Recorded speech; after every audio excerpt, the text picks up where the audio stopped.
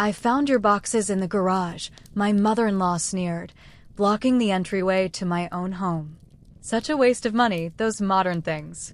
The crystal vase shattered against the wall before I even realized I'd thrown it.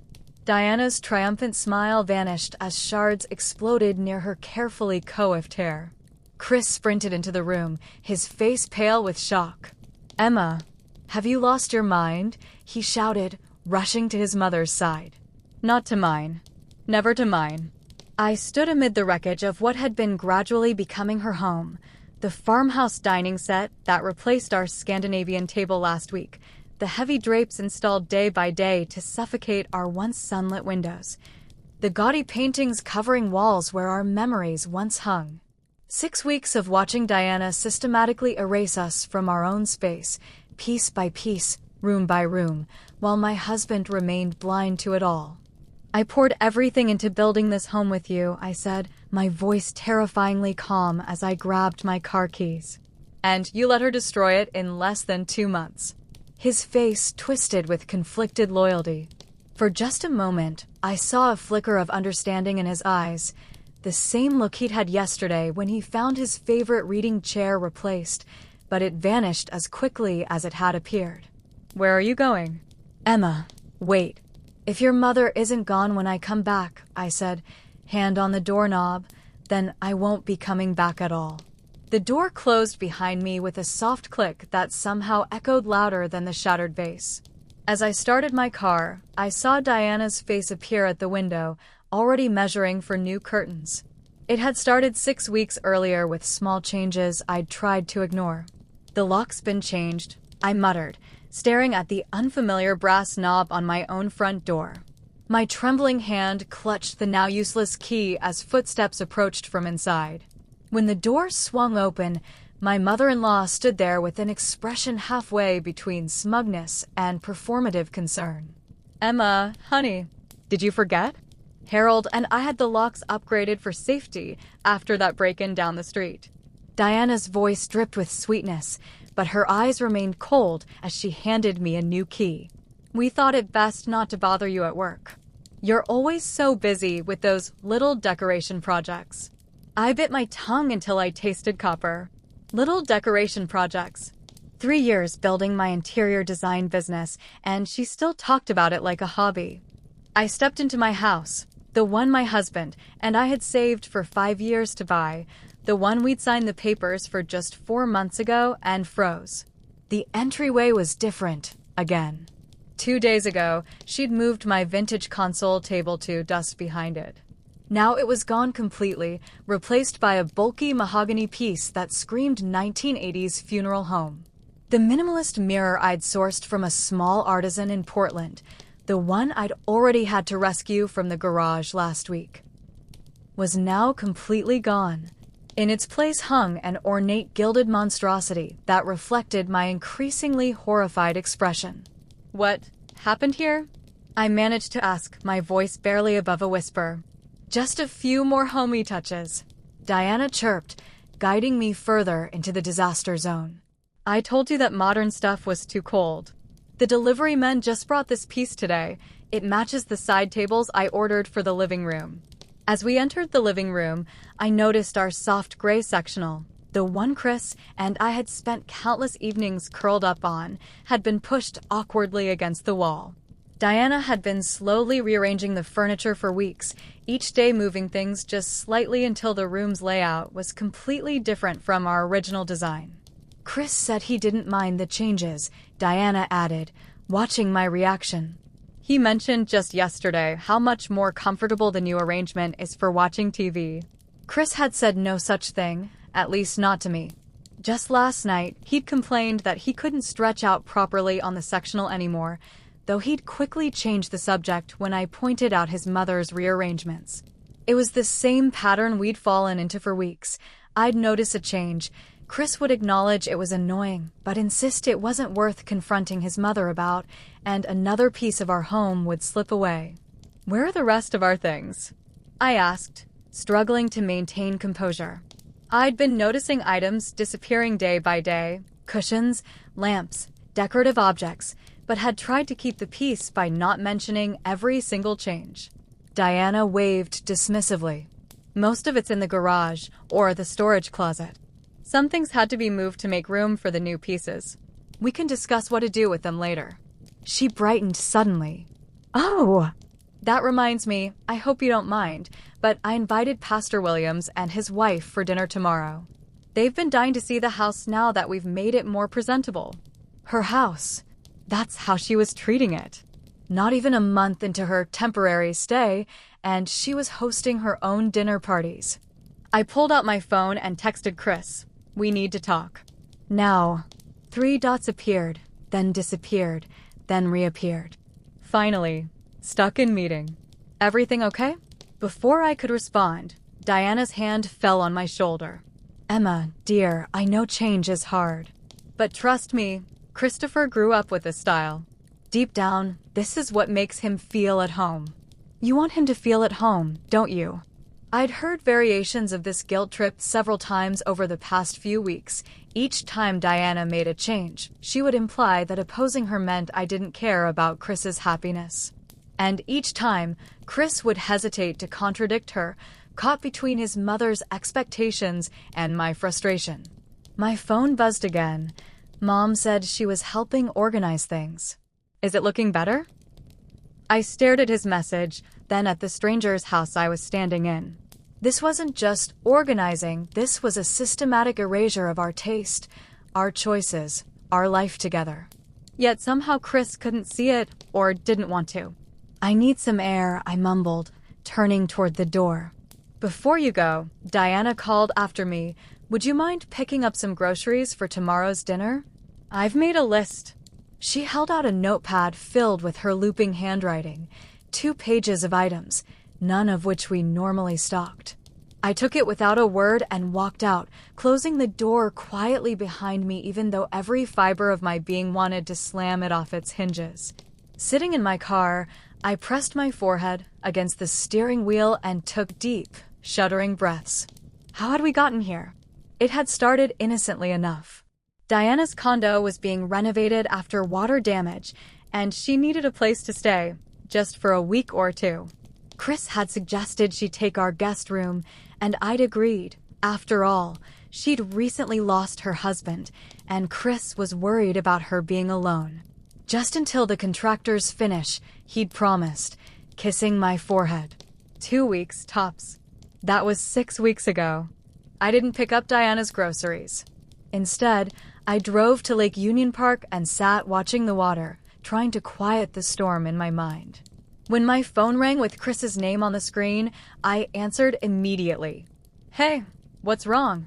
His voice carried the distracted tone I'd grown accustomed to, half listening, already anticipating an easy resolution. Your mother redecorated our entire house while I was at work, I said flatly. Silence stretched for a moment.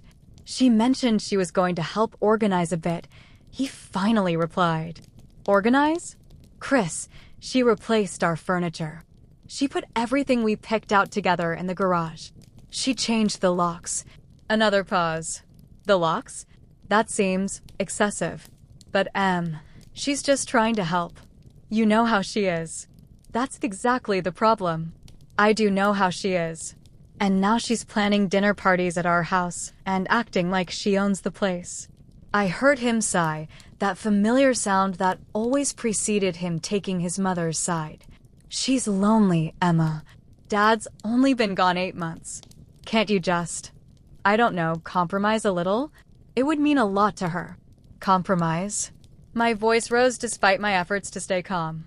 Chris, there's a difference between compromise and completely taking over. When is she leaving? The condo renovation should be done by now. Well, he drew out the word, and my stomach dropped. There have been some delays.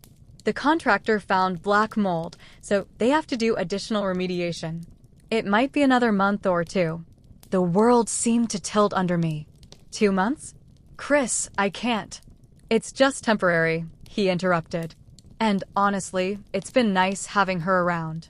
She cooks dinner every night, which helps since you've been working late so much. The subtle accusation wasn't lost on me. I'd been taking on additional clients to save for the nursery we planned to start working on next year. Something Chris had been enthusiastic about until his mother moved in. "I need to go," I said, suddenly exhausted. "Emma, don't be like this. We'll talk tonight, okay? I'll be home by 7. He wouldn't be. Diana would text him about helping with dinner, and he'd arrive at 7:30, then 8 o'clock, full of apologies and excuses. "Sure," I said, and ended the call. I didn't go home until nearly 9 that night, after driving aimlessly and eventually having dinner alone at a quiet cafe. When I pulled into our driveway, Chris's car was there, along with an unfamiliar sedan. Voices and laughter drifted from the open windows. Inside, I found Chris, Diana, and an older couple I didn't recognize seated around our dining table, which had been covered with an unfamiliar lace tablecloth she'd brought out last weekend. I noticed with fresh pain that the walls, which yesterday still had 3 pieces of our black and white photography collection, had been completely transformed. Now, they displayed only Diana's needlepoint samplers that had been arriving in packages almost daily for weeks. "Emma." Chris stood up, relief washing over his face, though I noticed a flicker of guilt in his eyes. "Where have you been?" "We were worried." Before I could answer, Diana jumped in. "Emma, these are our neighbors from 2 doors down, the Wilsons. They brought us the most delicious welcome pie when they heard I'd moved in." "When I moved in?" "Not while I'm staying temporarily." The distinction made my skin crawl. "Nice to meet you," I managed, then turned to Chris. "Can I talk to you privately?" He glanced nervously between me and his guests, then back at his mother, whose smile had tightened almost imperceptibly. "Can it wait until after dessert?" Mom made her famous apple crisp. I saw the conflict in his eyes. He knew I was upset, but he was still trying to avoid confrontation. It was the same pattern I'd observed in small ways for weeks. Whenever his mother pushed boundaries, Chris would tense up, sometimes even start to object, but ultimately retreat into appeasement. "No," I said firmly. "It can't." Chris looked at her, then back at me, his expression torn. I'd seen that look before, when Diana had replaced his favorite coffee mugs, when she'd rearranged his home office without asking, when she'd criticized my cooking in front of him. Each time, he'd almost stood up for our home, for me, but each time he'd ultimately backed down. "We'll be right there, Mom. Just give us a minute." To my surprise, Diana hesitated before nodding curtly and returning to the dining room. It was the first time in weeks I'd seen Chris set even the smallest boundary with her. In the kitchen, Chris ran a hand through his hair. "Emma, I know the house looks different, but Mom's just trying to." "This isn't about the house looking different," I interrupted. "This is about your mother systematically erasing our life together, one piece at a time, while you watch it happen." He winced. "That's not fair." "She's just trying to help." "Help who, Chris?" "Not me. Not us. Everything we chose together is disappearing." He looked down, guilt flashing across his face. "I did tell her yesterday that I liked our original coffee table better, but she said the new one was an antique from her family." It was the first admission that he'd noticed and possibly objected to any of the changes. A small crack in the wall of denial he'd built. Before he could continue, Diana appeared in the doorway. "Everything okay in here?" "The Wilsons are wondering about that dessert." Chris looked at her, then at me, a flash of irritation crossing his face. "We'll be right there, Mom. Please give us a couple of minutes." Diana crossed her arms, not budging. "You know, Emma, I've tried very hard to be helpful since I arrived. Christopher works so hard, and you're so busy with your projects. The least you could do is show some appreciation." Something snapped inside me. Appreciation? For what? Taking over my home piece by piece for 6 weeks? Changing the locks without asking me? Replacing furniture that Chris and I carefully chose together? Diana's eyes widened in feigned innocence. "I was just trying to create a proper home environment. Christopher grew up with quality furnishings, not those flimsy modern pieces." "Mom," Chris said, his tone warning. It was the strongest I'd heard him sound with her in weeks. "This is our home," I said, my voice dangerously quiet. "Not yours. Chris and I designed it together. We chose everything together." Diana sniffed. "Well, it certainly doesn't look like a home where Christopher could raise children properly." The words hit like a physical blow. Chris and I had been trying to conceive for 6 months with no success, something Diana wasn't supposed to know. I turned to Chris, whose face had drained of color. "You told her." It came up when she was talking about grandchildren," he stammered. "I didn't mean to, Emma, but she kept asking why we weren't starting a family yet." For the first time, I saw real conflict in his eyes, not just discomfort at being caught between us, but genuine realization that he had betrayed my trust. "That's enough, Mom," he said, his voice stronger now.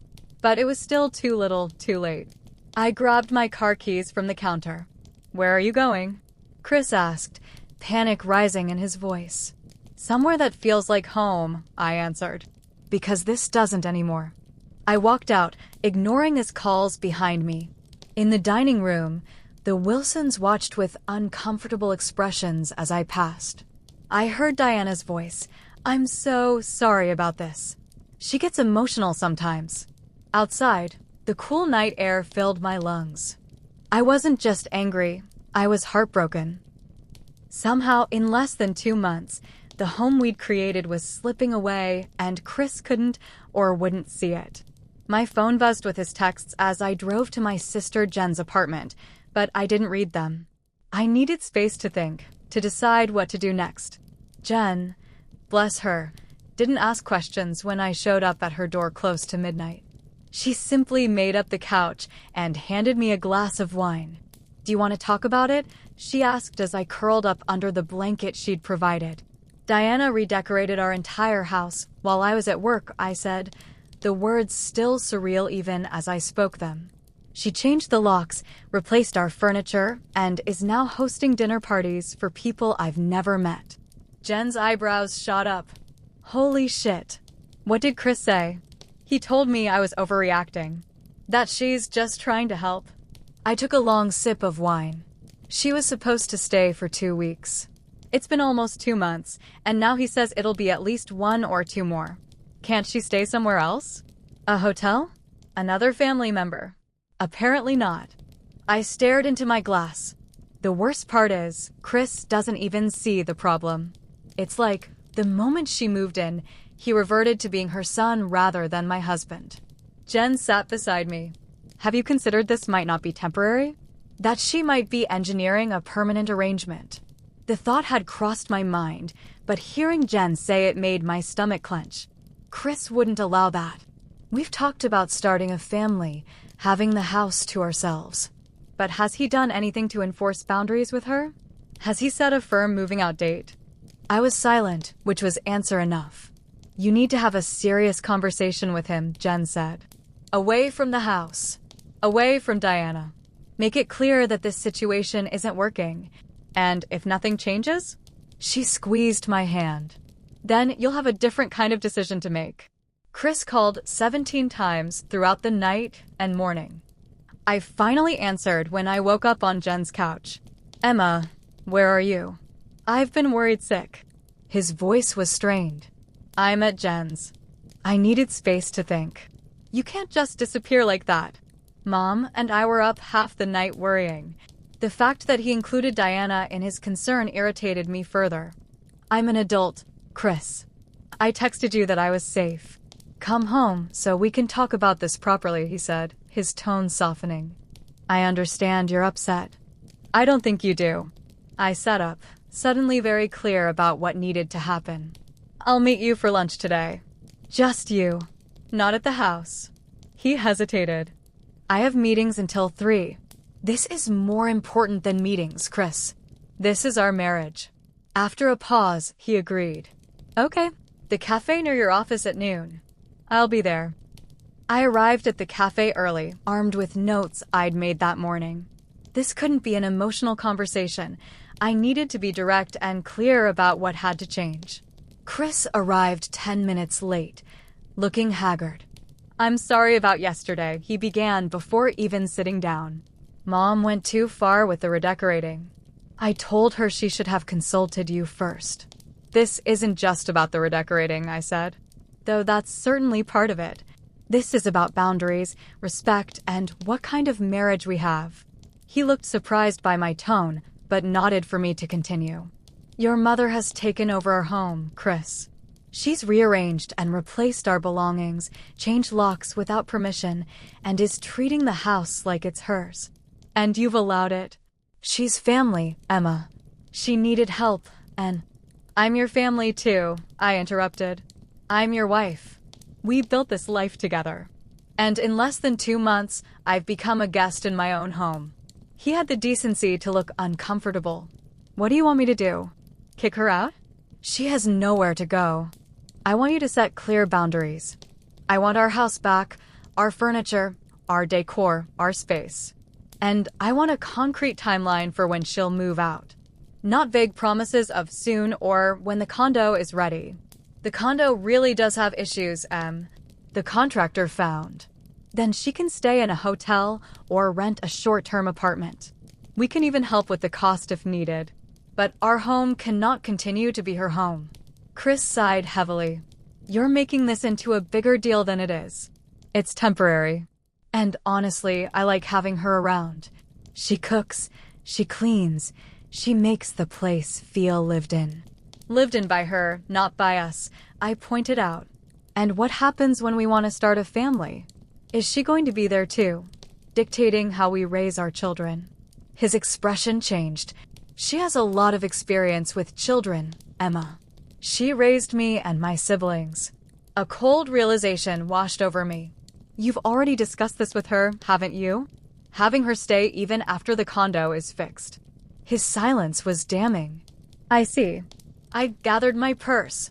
Then I think we have a fundamental disagreement about what our marriage and home should look like. Wait, Emma. He reached for my hand. Don't make this an ultimatum. I'm not giving you an ultimatum. I'm stating a fact. I cannot live in a home where I have no say, no space, and no support from my husband. Either something changes or I will. What does that mean? It means I'll be staying at Jen's until you decide what kind of home you want to build and who you want to build it with. I left him sitting there, his coffee untouched. It hurt, walking away, but for the first time in weeks, I felt like I could breathe. 3 days passed. I took personal time off work, something I rarely did. Jen was supportive, but concerned. Have you talked to him? She asked on the 3rd evening as we shared takeout. He's texted. Called a few times. I've responded, but kept it brief. I pushed rice around my container. He asked to meet yesterday, but then said his mother needed him to help move some furniture. He rescheduled, then canceled again. Still putting her first, Jen observed. I don't know what to do, Jen. I love him, but I can't go back to that situation. I set down my fork. What's strange is that in his texts, he sounds like he's starting to see it. He actually apologized for not noticing what was happening. But then he goes right back to making excuses for her. Has he mentioned Diana moving out at all? Only to say that she's upset about the misunderstanding. I made air quotes. As if this whole thing is just a communication issue. Though, I paused, remembering his last message. He did say he's been looking into options for her. That's new. My phone buzzed with a text. Chris again, can we talk? In person? Please. No excuses this time. Just you and me. I showed Jen the message. You should go, she said. But meet somewhere neutral. And be ready to walk away if nothing's changed. I typed a reply, where and when. His response came immediately, the bench by the lake, where we got engaged. 7 p.m. tonight? My heart twisted. That bench held so many memories. Our first real date had ended there, and 2 years later, he'd proposed in the same spot. It wasn't an accident that he'd chosen it. I'll be there, I replied. The evening was crisp, fall leaves crunching under my feet as I approached our bench. Chris was already there, hands shoved in his pockets, looking out over the water. He turned at the sound of my footsteps, and the naked hope in his eyes nearly broke me. "You came." I said I would. I sat beside him, leaving space between us. For a while, we just watched the water, ducks skimming the surface as the sun began to set. "I've been thinking a lot," he finally said. "About what you said. About boundaries and respect and what kind of home we're building." I waited, not trusting myself to speak yet. "I called a real estate agent yesterday," he continued. "She found an apartment for Mom, a nice one, fully furnished, month-to-month lease while her condo is being fixed. She moves in tomorrow." I turned to look at him, surprised. "Really?" He nodded. "I also hired a moving company to bring back all our furniture. And a locksmith." He gave a small, shamefaced smile. "New keys. Only 2 copies this time." "Chris," I started, but he wasn't finished. "You were right, Emma. I let things go too far. I saw it happening in small ways, when she moved your books to make room for her knickknacks, when she rearranged the kitchen cabinets, when she started planning meals without asking what we wanted. I kept telling myself it was temporary, that it wasn't worth making her feel unwelcome when she was grieving." He ran a hand through his hair. "But then things kept changing more and more, and I was caught between wanting to make you happy and not wanting to upset her. I should have spoken up sooner." "Why didn't you?" I asked softly. "Mom, she's always been strong-willed. After Dad died, it got worse.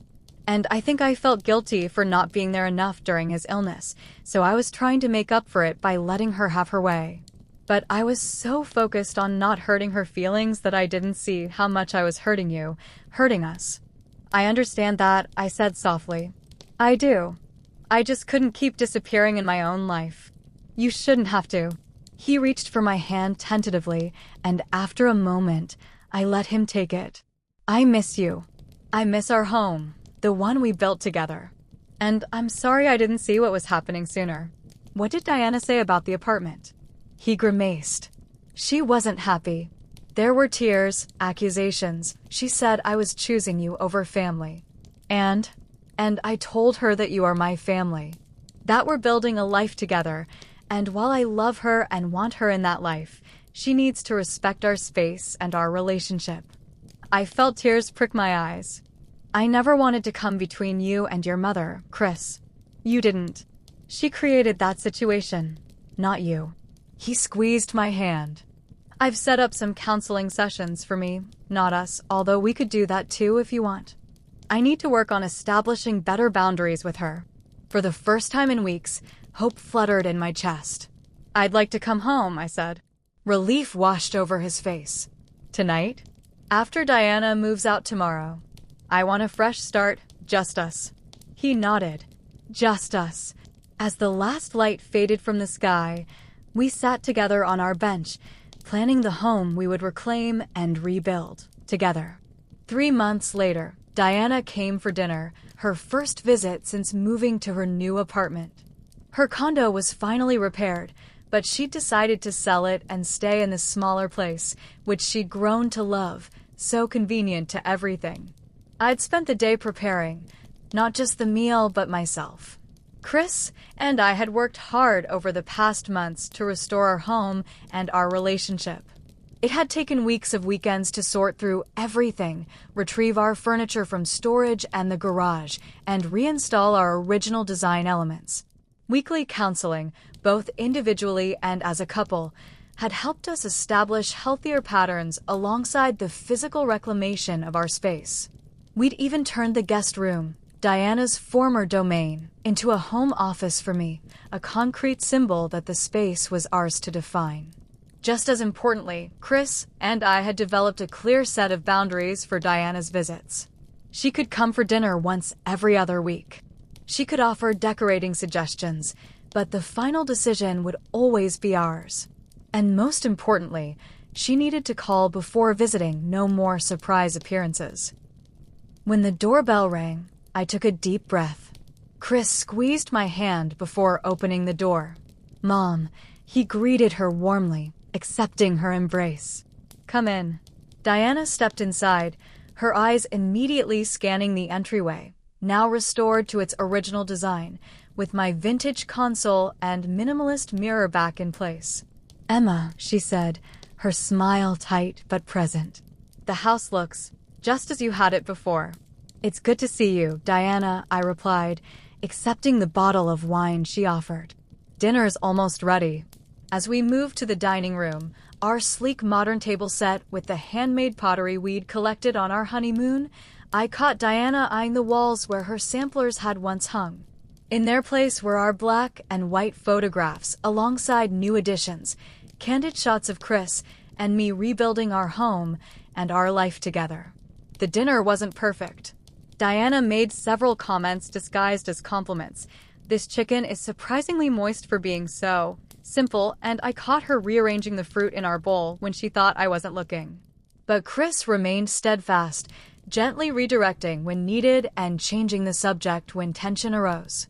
As I watched my husband skillfully navigate the complex dynamics with kindness but firmness, I felt a surge of pride and love.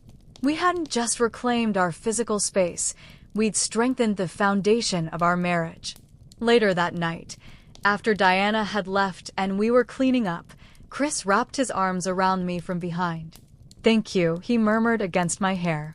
"For what?" "For fighting for us. For not giving up when I was too blind to see what was happening." I turned in his arms to face him. "Our home is worth fighting for." "Our home is wherever we build it together," he corrected, kissing me softly. "And I promise to always protect that space, not just the physical house, but what it represents for us." As we finished washing the dishes in comfortable silence, in our own space, on our own terms, I reflected on how close we'd come to losing everything. It wasn't just about the furniture or decor that Diana had changed. It was about the slow erosion of our partnership, the subtle shifting of power away from our marriage and toward an outside influence. The journey back hadn't been easy. There had been difficult conversations with Diana, moments of backsliding when Chris had been tempted to give in to her demands just this once, and tough therapy sessions where we'd had to examine the deeper patterns in our relationship. But each step had made us stronger, more connected, more intentional about the life we were building together. In the end, the true architecture of a home wasn't in its walls or furnishings, but in the boundaries we set and the love we chose to cultivate within them. Was I wrong to stand my ground against my mother-in-law taking over our home? Would you have handled the situation differently?